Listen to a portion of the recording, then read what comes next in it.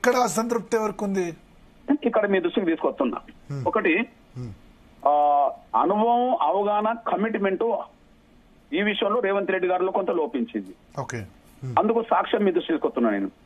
ఇప్పుడు వర్గీకరణ కావాలనే శక్తులు, వర్గీకరణ వ్యతిరేకించే శక్తులు ఉన్నాయనుకోండి. అక్కడ చంద్రబాబు నాయుడు గారి నాయకత్వంలో టీడీపీకి సంబంధించిన ఎమ్మెల్యేలు, మాలమాది ఎమ్మెల్యేలు కమిషన్ ముందు పోగలిగినరు వర్గీకరణ జరగాలని. మరి ఇక్కడ గౌరవ షమీమ్ అఖ్తర్ గారు కమిషన్ ముందుకు మాలమాది ఎమ్మెల్యేలు, కాంగ్రెస్ పార్టీలో ఉన్న మాలమాది ఎమ్మెల్యేలు పోయి వర్గీకరణ జరగాలని కోరుకున్నారా? మరి అక్కడ ఎందుకు కలిసిపోయింది, ఇక్కడ ఎందుకు కలిసిపోలేకపోయిండ్రు? నంబర్ 1. నంబర్ 2, అక్కడ మాలమాది ఎమ్మెల్యేలతో 1-2 సార్లు సమావేశం ఏర్పాటు చేసి వాళ్ళ అభిప్రాయం తీసుకొని ముందు అడిగేశాడు. ఇక్కడ గౌరవ తెలంగాణ ముఖ్యమంత్రి రేవంత్ రెడ్డి గారు ఎప్పుడన్నా మాలామాది ఎమ్మెల్యేలను కలిపి సమావేశం ఏర్పాటు చేసి వాళ్ళ అభిప్రాయంతో ముందుకెళ్ళగలిగిండా? లేడు. దీనివల్ల ఏమైందో తెలుసా? ఇవాళ మొదటి కమిషన్ నివేదిక వచ్చింది కదా, షమీమ్ అఖ్తర్ గారి కమిషన్ నివేదిక మొదటిసారి వచ్చింది. మళ్ళీ రెండోసారి ఎందుకు పునరుద్ధరించబడ్డది? ఎందుకు పునరుద్ధరించబడ్డది అంటే మొదటి కమిషన్ నివేదికలో లోపాలు ఉన్నాయని చెప్పి సమాజం దృష్టికి మేము తీసుకొచ్చాం, ముఖ్యమంత్రి దృష్టికి తీసుకొచ్చాం, సబ్ కమిటీ చైర్మన్ దృష్టికి తీసుకొచ్చాం. దానివల్ల షమీమ్ అఖ్తర్ కమిషన్ మరోసారి పునరుద్ధరించబడ్డది. మీ దృష్టికి తీసుకొస్తున్నా నేను. మరి అక్కడ రాజీవ్ రంజన్ మిశ్రా గారి కమిషన్ నివేదిక వచ్చినాక దాని మీద ఎవరైనా అసంతృప్తి వ్యక్తం చేసిండ్రా? ఎవరైనా ఆవేదన వ్యక్తం చేసిండ్రా? కానీ ఇక్కడ 3 గ్రూపుల ఆవేదన ఉన్నది, మీరు మర్చిపోవద్దు. ఇప్పుడు మొదటి గ్రూప్ ఉన్నది, అత్యంత వెనుకబడ్డ వాళ్ళ గ్రూప్ ఉన్నది. ఆ మొదటి గ్రూప్ లోకి అత్యంత డెవలప్ అయిన వాళ్ళు ఎట్లొచ్చిందనే ప్రశ్న ఉత్పన్నమైంది. దానికి జవాబు లేదు కదా. ఎవరు వచ్చారు ఇప్పుడు? అత్యంత వెనుకబడిన వాళ్ళు బుడగ జంగాలు కదా. బుడగ జంగాలతో పాటు కొన్ని కులాలు ఇచ్చారు కదా. ఆ కులాల్లో అత్యంత డెవలప్ అయిన కులం మన్నే అండ్ పంబాల. మన్నే అండ్ పంబాల వీళ్ళు సి గ్రూప్ లో ఉండాల్సిన వాళ్ళు కదా. వీళ్ళు ఫస్ట్ గ్రూప్ లో ఉన్నారంటారు. ఫస్ట్ గ్రూప్ లోకి వచ్చిందనే విషయం అసంతృప్తి మొదటి గ్రూప్ లో ఉన్న వాళ్ళు కొనే విషయం అందరికి తెలిసిపోయింది కదా. పంబాల పాపులేషన్ నాకు తెలిసి 2000 అనుకుంటా కదా, 2000 మంది కదా. నేను అంటున్నాను 2000 మందిలో 400 ఉద్యోగస్తులు ఉన్నారు. 400 ఉద్యోగస్తులు 400 మంది ఉద్యోగస్తులు ఉన్నారు. మరి 1,00,000కు పైగా ఉండబడే బుడగ జంగాల్లో ఎంతమంది ఉంటారు? ఎంతమంది ఉండాలి ఆ లెక్కన?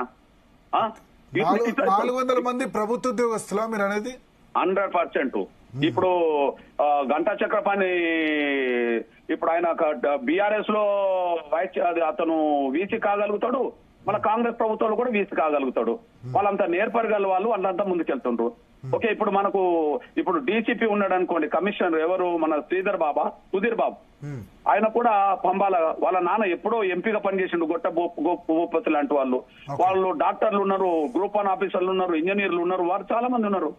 1000 మంది లేని కుటుంబాల్లో 300-400 మందికి పైగా ఉద్యోగస్తులు ఉన్నారు. మరి లక్షల మంది ఉన్న కుటుంబం, ఇప్పుడు ఉదాహరణకు డక్కలో ఉన్నది, ఇప్పుడు డక్కలో ఉన్నది అనుకో, ఆ డక్కల్లో ఒక 5,000 మంది దాకా ఉంటారనుకో, ఒక 5,000 మందిలో ఒక 20 మంది అన్న ఉద్యోగస్తులు చూపెడతామా?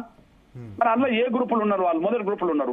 మొదటి గ్రూపులో బాగా అత్యంత వెనుకబడ్డ వాళ్ళని పెడతారు, మొదటి గ్రూప్ లో మళ్ళీ బాగా డెవలప్ అయిన కులాలు పెడతారా? సో